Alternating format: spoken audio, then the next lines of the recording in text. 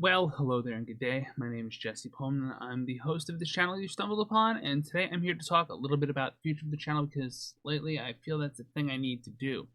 My first editor, John Adamus, has a saying that has truly stuck with me.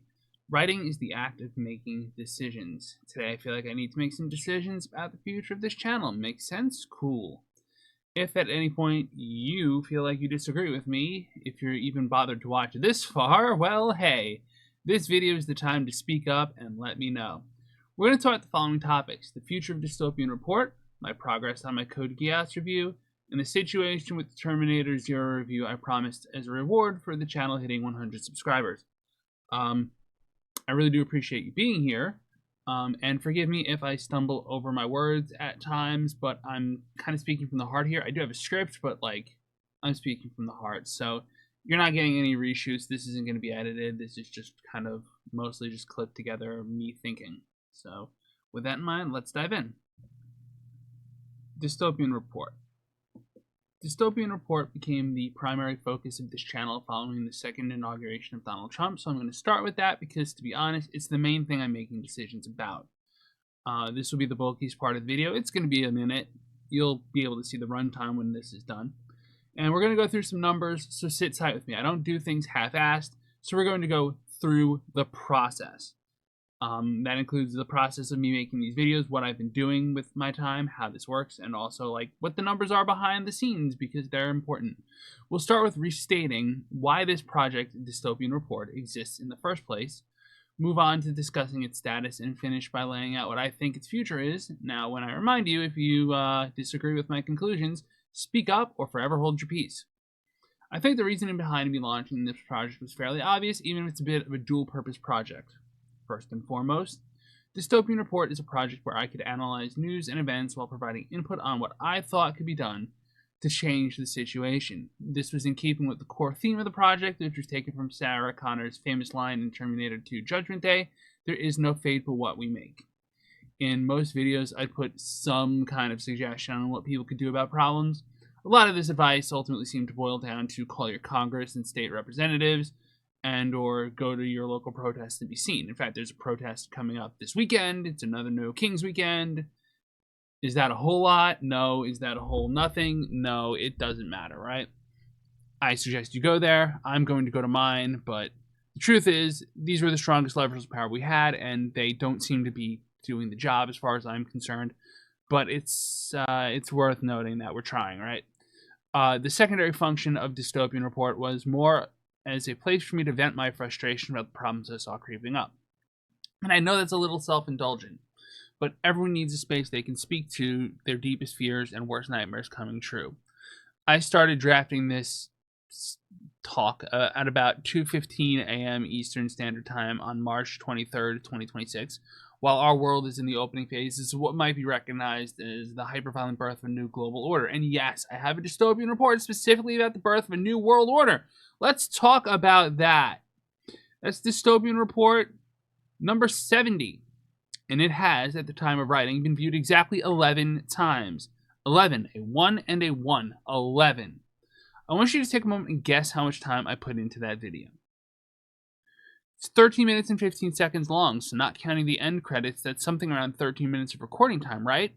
Wrong. That's 13 minutes or so of finalized footage. That's it. There's nothing compared to what I usually make, let alone that video, so let's go over the process. The New World Order was actually one of the most labor-intensive videos I've done in a while. Most dystopian reviews are pretty easy. I read something in the news that interests me, meaning I'm constantly evaluating story ideas. I find something that interests me, and I do some research on it. The time this takes is different depending on how available the information is. If it's easily available, widely sourced, commonly known, it might only take me a few minutes, 15 minutes, 20 minutes of research to come up with what I'm going to say. If I have to dig into primary sources and rule out overly biased or incorrect or non-factual information, well, then we're looking at hours, if not days. The New World Order video is in the later category. At some point, research becomes scripting as I write down what I've learned and figure out how I plan to say it. This is a malleable process because I'm constantly reevaluating the script based on three major criteria: factual accuracy, logical coherence, and presentation flow. In other words, are my facts right? Do my arguments make sense? Does this read well? The script for the New World Order video took at least a week to write, a full-time week. Let me remind you, 11 people have so much as clicked on it. Now, the New World Order video went a notch above and beyond what I normally do for Dystopian Reports. I made it a graphic-heavy video with pictures to demonstrate events. This process is just tedious to me, but I felt like the video deserved the extra time and attention, and it felt like that extra effort might break a trend, and we'll talk about trends of disappointing viewership numbers to do it. My normal flow is to record an entire video in one shot, reading the script. If I fuck up, I decide in the moment, do I cut and take another take, or do I just roll with it? New World Order required a separate recording for each section of the video. That meant for each image or news section, I had a new recording. This is meant to increase the quality because instead of recording 13 minutes of a talk all at once, and one mistake kind of cuts it all down, I'm recording 1.5 minutes at a time, give or take. If I mess up, it's much easier to justify the time to hit the cancel record, hit the re-record, and re-record. On the other hand, this commitment to a better execution extended the amount of time each bit took to record because I felt like I owed it to myself to get as close to perfect clips as I could. This is a similar process to what I've done for more recent dystopian reviews. Remember, reports are news reports. Reviews are like literature reviews, such as One Punch Man and Warhammer 40k. This all adds up to a snowball effect in the editing process when I'm putting these clips together in a video. It just takes longer. Not appreciably longer, but longer. And then there's creating a video thumbnail. It's usually not very hard. It's very annoying. I've pretty much standardized it, and maybe that's part of the problem. I don't know. And lastly, there's promoting the video. Maybe this is part of the problem as well. And again, if you have ideas, now's the time to speak up. First off, YouTube takes the video and does what it does with its algorithm. This can change based on the whims of how the algorithm has been coded at the time. But we have 115 subscribers, and theoretically, all of the subscribers should have a good chance of having that video fed to them in their algorithm, right? There's a good chance that, like, non-subscribers will also have this video fed to them if they've seen something similar to what I make. That's kind of how this is supposed to work, right? Maybe part of the algorithm is seeing the words New World Order in a video and going, well, that sounds like conspiracy theory stuff, and we're not going to go ahead with it. Okay, maybe, but that we'll get to why I don't think it's quite that. I also go on to post the video to my followers on Blue Sky, Spoutable, Mastodon, and Facebook. I also post to Discord servers, a couple of them, as well as some chats with people who've indicated they're interested. And that's a real part of the problem, right? I have over 3,200 followers on Blue Sky and about 700 on Facebook. Not tremendous audiences, and I'm sure some of them are bots. Some of them are people who just aren't interested in this project. Some of them are real-life friends who have nothing to do with politics or news reports or dystopian literature or anything like that. I get that. I appreciate you just being here, right? And if you watched this far, thank you. It means a lot to me, and I'll be able to see as we'll get to. But again, the numbers look like I put out a video which took a week to produce almost 2 months ago that has 11 views. That's just barely 10% of this channel's YouTube subscribers tuning in on a video I spent a whole week working on. So let's talk about numbers. I released Dystopian Report 74 yesterday, so we'll come back to that in a minute, because that's kind of where this is coming from. But let's take a look at the past 10 before that, 63 to 73. Of 10 videos, 3 of them have more than 20 views. The All Tech episode, which is number 64, has 26 views. The Ron Wyden's letter episode, which is number 71, has 119 views. Respectable, sure. And the leading one is the Minnesota General Strike video, episode 68, which has a whopping 345 views. When you think of it that way, it doesn't sound too bad, right? Not every video can be a hit. I get that. I really do. But getting 1 in 10 to hit 300 with only 115 subscribers isn't bad, is it?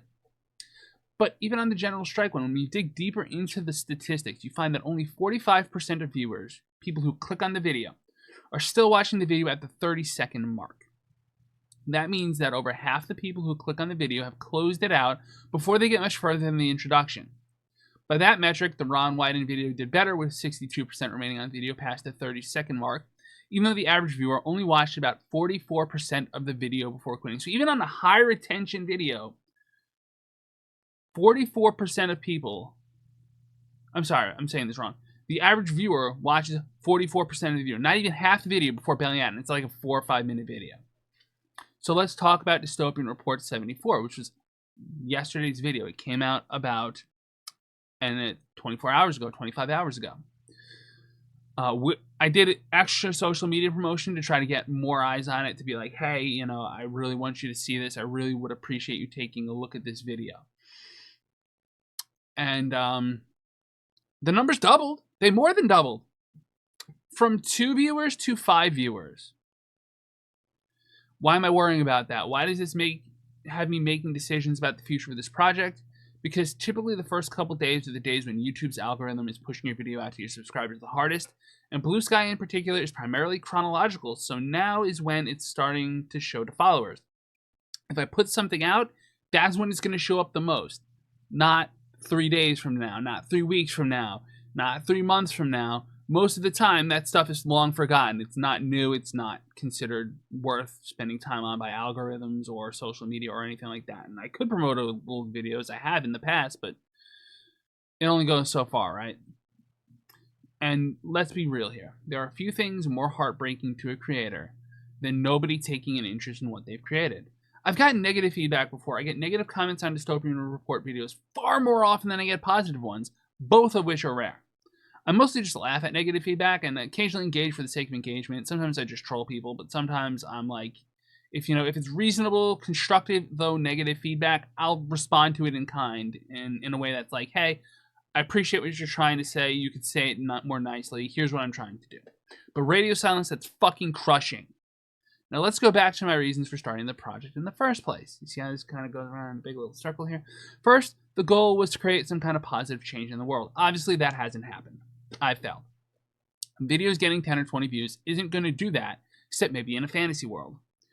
That only comes with growth, and that's something I simply haven't gotten much of. That would look like a steady, if not consistent, growth in how many people watch the videos. This goes back to more like June, what fucking month starts with a J? January.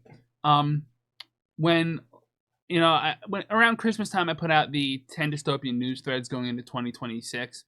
And that video got decent viewership. And the 2 after that actually got decent viewership as well. And I was like, holy shit, have we had a breakthrough? And then the last 2 months happened. And I saw, like, there's been no growth, right? If we were up to 30 to 50 viewers a day, and if the subscriber count were regularly growing, I'd have some faith that, like, hey, this is happening. We're making progress. But it's not. And my second reason for starting this channel, which was having a place to vent, if I'm just venting into an empty void, I'd rather just speak to my therapist. The whole point here was to try to get some kind of engagement and commiseration. Remember how I mentioned Discord groups and group chats and friends who say they're interested in watching what I produce? Hi, now's when I point out that you probably aren't watching these videos, are you? And you have a real life here, I get it. You have stuff you have to do. Sometimes you don't have time to watch what I recommend, but this has been a regularly occurring thing now for a while, so here I am. So really, what other choice do I have here? This project isn't growing. And if anything, it's shrinking. The effort isn't being met with progress. It's being met with cosmic background radiation. It's unsustainable, and it's not worth continuing to do. So I'm discontinuing Effective immediately. It's an experiment we did on this channel. It was nice at times, but now it's over. Let's talk about the future of this channel and how we'll progress. And my last reminder is, hey, this is when you tell me if I'm wrong. This is when you tell me if something's gone horribly wrong and I've misunderstood. Dystopian Review, Code Geass. I recently rewatched Code Geass for the first time as a fully fledged adult, and I loved it. I have a script that's something like 80 to 90% done. This chunk already has a second pass, which improved it greatly. I still need to figure out the best way to end it, but end it I shall. The next step will be image sourcing, similar to what I did in the Brave New World Order report. I keep saying Brave New World instead of New World Order. That's just a me thing. I say it wrong. We do have a Brave New World video, but it's like my first one on this channel, so it's old. I have to do image sourcing, right? This is the most time-consuming and frustrating part of the process for me personally. It's just like I have to either scroll through episodes of the anime trying to find the right scenes that I need, or I have to, like, in this case, I'm very lucky. There's a Code Geass wiki that's got images that I can just take and go with. So image sourcing shouldn't be hard. Then there's recording and clip editing, just like what I described in this process, right? I script it out. I source images, I record clips, I put the clips together, I put the video out. The review is going to be sponsored. but those are big air quotes. It's going to be sponsored by my upcoming book, Locker's Rebellion. I need the cover art to be done before I can come up with a release date, and I need a release date to make the video because the video is going to promote the book. You get the idea. And yeah, so that's like the last thing I have planned for this channel necessarily. That's the last thing I'm guaranteeing that's going to come out. Because I have most of the script done. That's like 1/3 of the hard work. And I want to do this review because I want to do this review. Because if nothing else, it will promote my book. And that is the next area of self-interest to me. And I did mention there was one more thing coming up. So let's talk about that. Let's talk about Terminator Zero, because there's a lot I have to say. Dystopian Review, Terminator Zero. I've done a lot of Terminator reviews on this channel, and I wanted to do Terminator Zero for a few reasons. First of all, back when I was offering to do it as a channel milestone for hitting 100 subscribers, the understanding there was that there was going to be a Season 2 of Terminator Zero coming out sometime in the future. In other words, I'm going to produce this video. It's going to be relevant for onboarding newcomers to the Terminator Zero sub-franchise of the Terminator franchise at large. Since then, Netflix did what it usually does and canceled it. So instead of a concept for a video, I could maybe time to release to an announcement for like the release date of the return of Terminator Zero. I've got a concept for a video for yet another failed Terminator story that will never be finished. And that kind of kills the fun of it all, doesn't it? I'm the sort of person that honors his promises. And I really do want to rewatch the series at some point. I watched it in Japanese originally, and I would want to watch it in English just to see how it's different. But instead of making this about hitting a deadline or meeting a demand, I'm going to make this about whether or not it's beneficial to me. Because at this point, I feel like that's just what I have to do. That means if the Code Geass video tanks, and it only gets a couple dozen views, if it doesn't go anywhere, despite all the promoting I do, I'm not going to spend my limited time in this life making a video that doesn't go anywhere.